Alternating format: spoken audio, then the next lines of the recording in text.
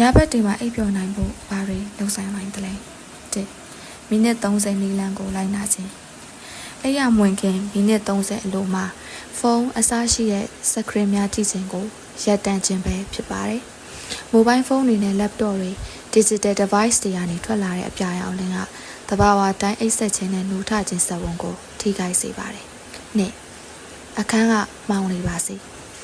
မိမိအိတ်ဆက်မဲ့အိတ်ရရှိတဲ့အခန်းကမီးတွေထိန်ထိန်လင်းနေမယ်ဆိုရင်တော့နှိမ့်ချိုက်စွာအိပ်ပျော်ဖို့မဖြစ်နိုင်ပါဘူးအခန်းကိုအလေးမိမ့်မိမ့်လေးပဲထွန်းထားတာမျိုးဖြစ်ဖို့လိုပါတယ်အိပ်ပျော်ဖို့အတွက်ဆိုအခန်းကမောင်းနေပါစေ3အိပ်ရာကိုအိပ်ဖို့ပဲအသုံးပြုပါမိမိရဲ့အိပ်ရာဖို့တို့အိပ်ခန့်ဒီအချိန်မှသာလဲလျောင်းတင်ပါတယ်မိနစ်20ကျော်လို့မှအိပ်ရာထဲမှာအိပ်လို့မပြောနိုင်ရင်တော့တခုခုထားလုပ်တာမျိုးလုပ်တင်ပါတယ်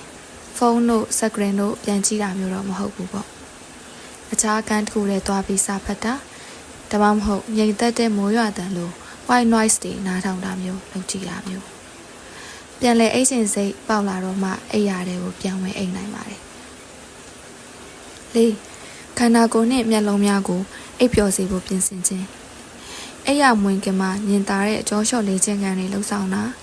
မျက်လုံးတွေကိုမိတ်ထားပြီး360ဒီဂရီလက်ပတ်တဲ့မျက်လုံးလေးခြင်းကန်တွေလိုလှုပ်ဆောင်တာအသက်ရှူလေးခြင်းကန်လှုပ်ဆောင်မှုတွေကအုံနောက်နဲ့ခန္ဓာကိုယ်ကို reset ချခြင်းဖြစ်တာကြောင့်ပုံမအိပ်ပျော်စေပါတယ်ဒီလိုမျိုးအိပ်ပျော်စေနိုင်ဖို့နည်းစနစ်တွေကိုအပိုင်း3မှာအကျယ်တဝင့်ဆက်လက်ရှင်းပြသွားပေးမှာဖြစ်ပါတယ်။ငါအိယာဝင်ခြင်းနဲ့နှုတ်ထခြင်းကိုတသက်မထဲထားရှိခြင်းညဘက်အိယာဝင်ခြင်းနဲ့မနက်မှာနှုတ်ထခြင်းတွေကနေ့ရက်တိုင်းမှာတူညီနေဖို့လိုပါတယ်။စနေတနင်္ဂနွေတွေမှာလည်းညဘက်တွေ